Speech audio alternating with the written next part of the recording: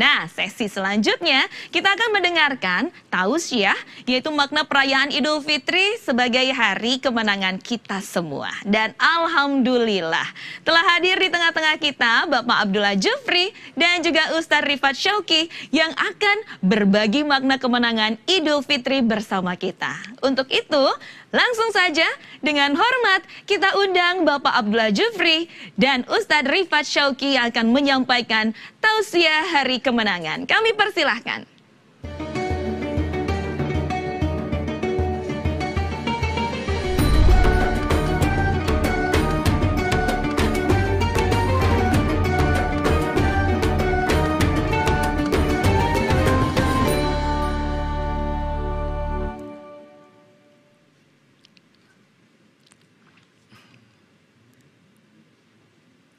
Baik. Bismillahirrahmanirrahim. Alhamdulillahirrabbilalamin. Assalatu wassalamu ala ashrafil anbiya'i wal mursalin Sayyidina Muhammadin wa ala alihi wa sahbihi wasallim. Amma ba'du. Bapak dan Ibu hadirin hadirat, para peserta pengikut acara Halal Bihalal Grup Tiara Marga Trakindo yang insya Allah semuanya dirahmati Allah Subhanahu wa Ta'ala. Assalamualaikum warahmatullahi wabarakatuh. Waalaikumsalam warahmatullahi wabarakatuh. Alhamdulillah wa syukurillah, puji dan syukur senantiasa kita panjatkan kehadirat Allah Subhanahu wa Ta'ala. Atas perkenannya kita semua bisa berkumpul, bisa mengikuti acara Halal Bihalal ini dalam keadaan sehat walafiat. Dan insya Allah pada kesempatan kali ini saya ditemani oleh Ustadz Rifat Syauqi yang insya Allah akan menyampaikan tausiahnya sama-sama bersama dengan saya. Assalamualaikum Ustadz Rifat. Waalaikumsalam warahmatullahi wabarakatuh. Halal bihalal adalah sesuatu yang cukup unik dirayakan di Indonesia. Acara halal bihalal ini sebetulnya bukan merupakan bagian dari tuntunan agama, tetapi sesuatu yang sangat baik sekali untuk dilakukan. Karena pada acara ini kita menyambung silaturahim, kita bertemu dengan saudara-saudara kita untuk saling menyapa dan saling memaafkan. Berhalal bihalal artinya menghalalkan segala kesalahan-kesalahan yang mungkin kita lakukan. Kita sebagai hamba Allah tentunya kalau kita melakukan kesalahan dalam hal agama, kalau kita melakukan dosa atau kesalahan-kesalahan apapun, atas hubungan kita sebagai hamba kepada Al-Khaliq, kita bisa memohon kepada Allah, kita bisa bertaubat dan memohon ampun, dan Allah yang maha besar, yang maha pengampun akan memaafkan segala dosa yang kita lakukan. Namun demikian, kalau kita bersalah kepada sesama hamba Allah, kita mungkin menyakitinya, kita mungkin merendahkannya, kita mungkin tanpa sengaja mengambil haknya, atau apapun kesalahan itu yang kita lakukan kepada sesama kita, maka Allah Subhanahu wa Ta'ala tidak akan mengambil hak mereka untuk memaafkan atau tidak memaafkan. Dan karena itu penting sekali untuk kita mengambil momentum untuk memohon maaf kepada sesama saudara kita. Sehingga dengan demikian maka puasa kita akan membuahkan hasil yang baik. Baik, untuk lebih lanjutnya saya akan mohon kepada Ustadz Rifat untuk memberikan penjelasan. Ustadz, bagaimana tuntunan dari Allah Subhanahu wa Ta'ala dan juga tuntunan dari Nabi kita Muhammad SAW tentang bermaaf-maafan ini. Barangkali antum bisa jelaskan lebih lanjut. Terima kasih. Bismillahirrahmanirrahim. Alhamdulillah Rabbil Alamin. Wassalatu wassalamu ala sayyidil mursalin Sayyidina Muhammadin wa ala alihi wa ashabihi ajma'in. Wa ba'd. Hadirin sekalian, Ustadz Yufri yang saya hormati, saling bermaaf-maafan merupakan tradisi yang biasa kita laksanakan khususnya di masyarakat Indonesia. Dalam hubungan atau menjaga hubungan kita antar sesama, atau yang biasa kita kenal dengan istilah muamalah, ada satu kaidah menarik. Kaidah tersebut berbunyi seperti ini: al-ibrah bil musammiyat la bil asma. Yang terpenting adalah substansinya, bukan penamaannya. Mungkin di Indonesia tradisi kita adalah tradisi yang disebut dengan halal bihalal. Di masyarakat yang lain, di negara yang lain mungkin punya tradisi yang berbeda-beda. Tetapi yang ditekankan oleh syariat adalah substansinya, yakni saling memaafkan antar sesama. Dan ini merupakan sesuatu yang amat sangat dianjurkan oleh baginda Rasul sallallahu alaihi wasallam. Bahkan saking ditekankan oleh beliau, dikatakan afdalul imani as-sabru was-samahah.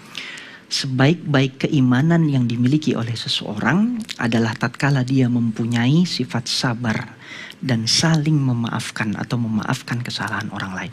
Ada satu kisah menarik. Suatu hari baginda Rasulullah SAW sedang berkumpul dengan para sahabat. Saat itu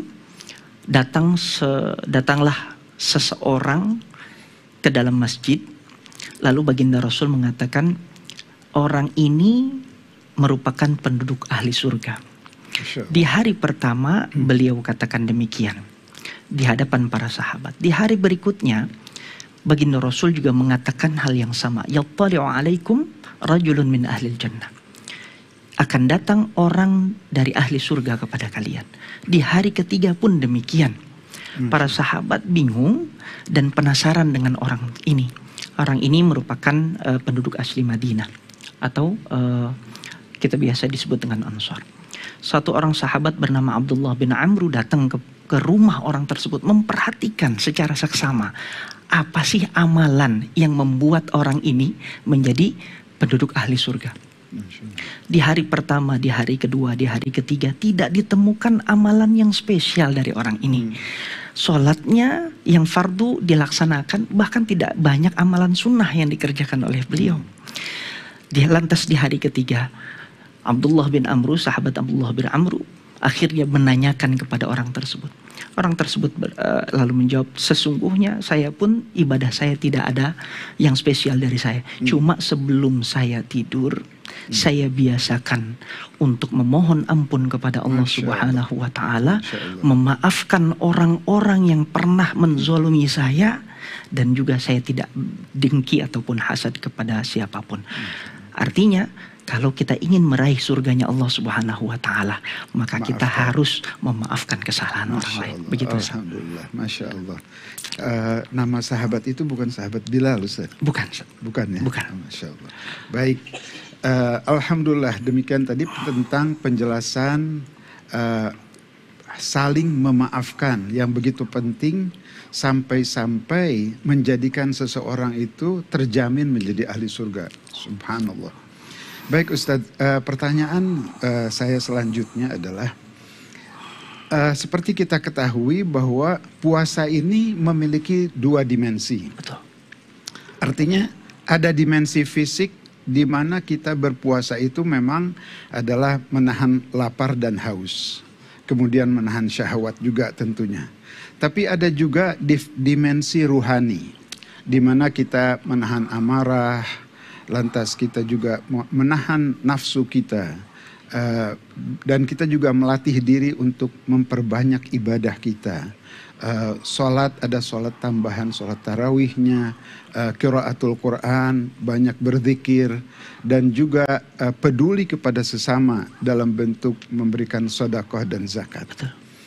Ustadz, kalau boleh tolong jelaskan lagi kepada kami tentang lebih lanjut manfaat puasa dan makna daripada puasa itu. Baik.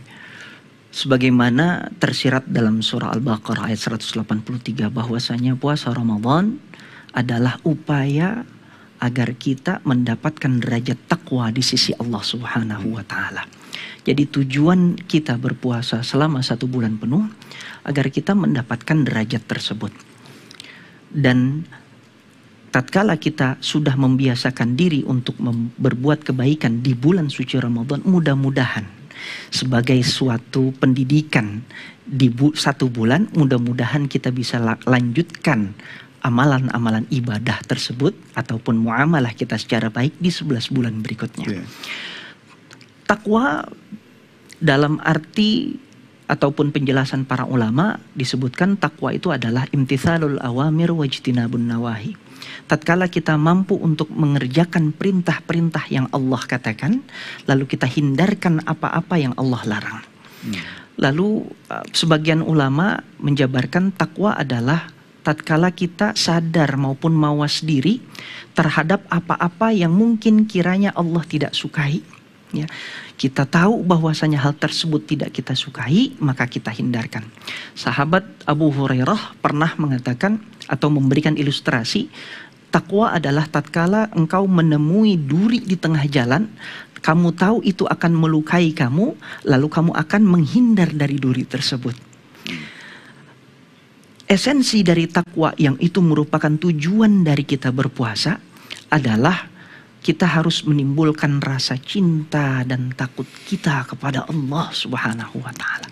Karena dengan rasa cinta kita kepada Allah, pasti kita mau untuk mengerjakan apa-apa yang Allah perintahkan.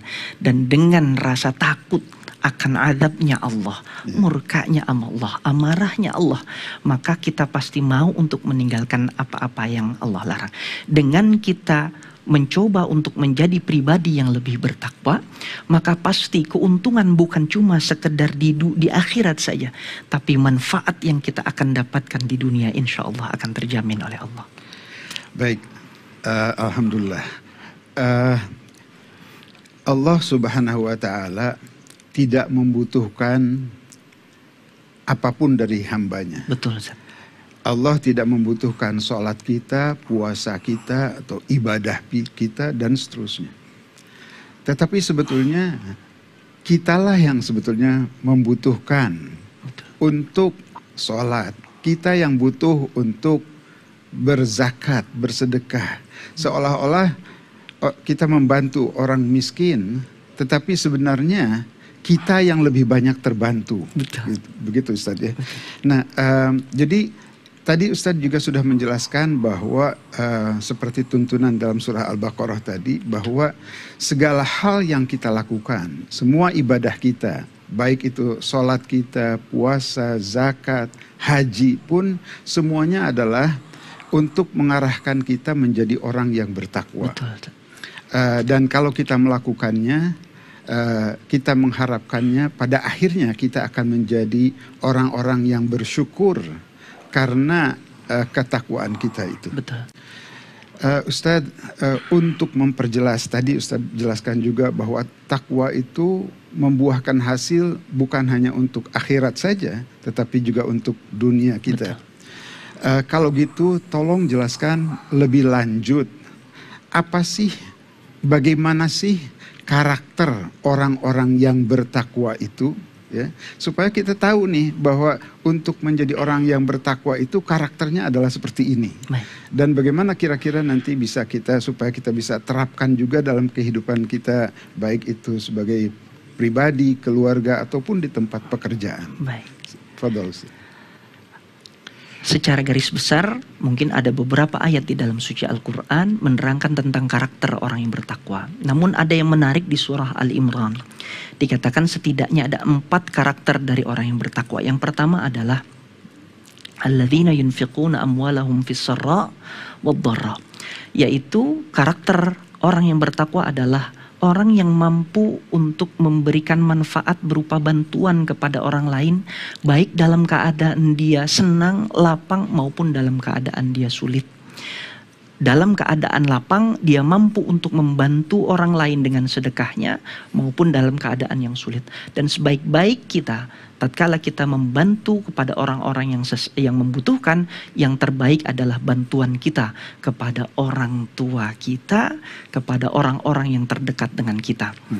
Yang kedua, karakter dari orang yang bertakwa adalah al-kaziminal ghaiz, yaitu orang yang tidak cepat marah. Orang yang mampu menahan hawa nafsu dan amarahnya. Hadirin sekalian, orang yang cepat marah biasanya akalnya langsung menghilang. Tatkala dia meluapkan amarah ataupun emosinya, pasti dia akan melukai dirinya sendiri. Bahkan agama melarang hal tersebut.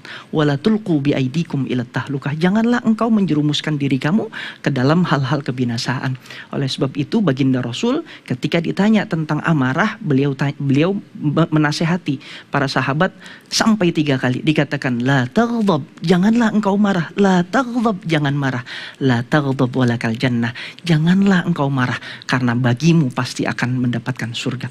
Yang ketiga, karakter dari orang yang bertakwa adalah al-afina 'anin nas, yaitu orang yang suka memaafkan orang lain. Di sini berbeda dengan orang yang meminta maaf. Artinya apa? Memaafkan kesalahan orang lain derajatnya lebih tinggi dibanding hanya sekedar meminta maaf. Yang keempat, karakter orang yang bertakwa adalah Allahu yuhibbul muhsinin, orang yang senantiasa berbuat baik kepada sesamanya. Demikian. Masya Allah, Alhamdulillah. Betapa luar biasanya karakter orang yang bertakwa itu. Dan andai saja ini diterapkan bukan hanya sebagai individu, sebagai hamba Allah, tetapi juga bagaimana kita sebagai insan di perusahaan seperti di Tiara Marga Trakindo ini, di mana kita ini meluangkan banyak sekali waktu kita dalam lingkungan bekerja. Dan karena itu bagaimana kalau kita menerapkan sifat-sifat takwa, misalnya tadi suka memberi, ya. Dalam hal ini mungkin kita juga berbagi ilmu dengan rekan-rekan kita, baik itu dengan bawahan ataupun dengan seksama gitu, Ustaz, ya. Selanjutnya, karena sifat takwa yang sangat luar biasa ini, terutama dipupuk semasa bulan Ramadan, Ustaz, bagaimana caranya kita setelah kita melewati bulan puasa? Mungkin insya Allah dosa-dosa kita sudah diampuni oleh Allah Subhanahu wa Ta'ala. Dan kita sudah memperbaiki diri. Bagaimana caranya untuk kita bisa mempertahankan kondisi ketakwaan ini selama 11 bulan ke depan? Kira-kira kiat-kiat apa saja, Ustaz, yang bisa kita lakukan? Baik. Hadirin sekalian yang dimuliakan Allah, di antara kiat-kiat yang mungkin bisa kita terapkan agar menjaga ketakwaan kita yang sudah kita bangun di bulan suci Ramadan, agar bisa kita lanjutkan di 11 bulan berikutnya, di antaranya adalah kita harus menjadi seseorang yang visioner. Artinya apa? Kita harus melihat dan ke depan bahwasanya akhirat merupakan tujuan akhir dari hidup kita. Seorang muslim harus menjadi seseorang yang bisa memikirkan akhiratnya. Perbuatan yang dilakukan hari ini harus direfleksikan nanti apa akibatnya untuk ke depan. Seperti itu. Jadi sebagaimana Allah Subhanahu wa Ta'ala tekankan, ya ayyuhalladzina amanu taqullaha wal tanzur nafsum ma qaddamat lighat. Seseorang harus menjadi visioner untuk melihat ke depan dan menjadikan akhirat sebagai tujuan. Dengan menjadikan akhirat sebagai tujuan, mudah-mudahan semangat kita untuk takwa kepada Allah Subhanahu wa Ta'ala, cinta kepada Allah Subhanahu wa Ta'ala, takut akan azabnya Allah Subhanahu wa Ta'ala, mudah-mudahan bisa terpatri di dalam diri, dan mudah-mudahan kita bisa menjaga nilai-nilai ketakwaan selama 11 bulan berikutnya sampai kita bertemu dengan Ramadan tahun selanjutnya. Amin, amin ya rabbal alamin. Amin ya rabbal alamin. Alhamdulillah wa syukurillah. Kita dapat penjelasan dari guru kita Ustadz Rifat Syauqi. Akhir kata mungkin sebelum kita tutup acara tausiah ini, mungkin kita akan mohonkan kepada Ustadz Rifat untuk mendoakan kita semua, perusahaan kita, dan juga semua karyawannya dan karyawatinya, dan juga para pemilik perusahaannya, juga dapat jajaran direksi dan manajemennya, supaya diberikan keberkahan dan lebih baik lagi untuk ke depan ini, Ustaz. Baik. Bismillahirrahmanirrahim. Alhamdulillahirabbil alamin. Allahumma shalli ala sayidina Muhammad wa ala ali sayidina Muhammad. Allahumma inna nas'aluka al-afwa wal afiyah wal mu'afata ad-daimah fid dinid dunya wal akhirah. Allahumma barik lana fi a'malina wa barik lana fi hayatina wa barik lana fi ma'isyatina wa barik lana fi TMT Group wa barik lana fi auladiha wa dhurriyyati. Rabbana zalamna anfusana wa illam taghfir lana wa tarhamna lanakunanna minal khasirin. Rabbana atina fid dunya hasanah wa fil akhirati hasanah wa qina adzabannar. Wa sallallahu ala sayidina Muhammadin walhamdulillahi rabbil alamin. Demikianlah dari kami, saya Abdullah Jufri dan bersama dengan Ustadz Rifat Syauqi. Mohon maaf atas segala khilaf dan kekurangan. Billahi taufik wal hidayah wal afu minkum. Wassalamualaikum warahmatullahi wabarakatuh.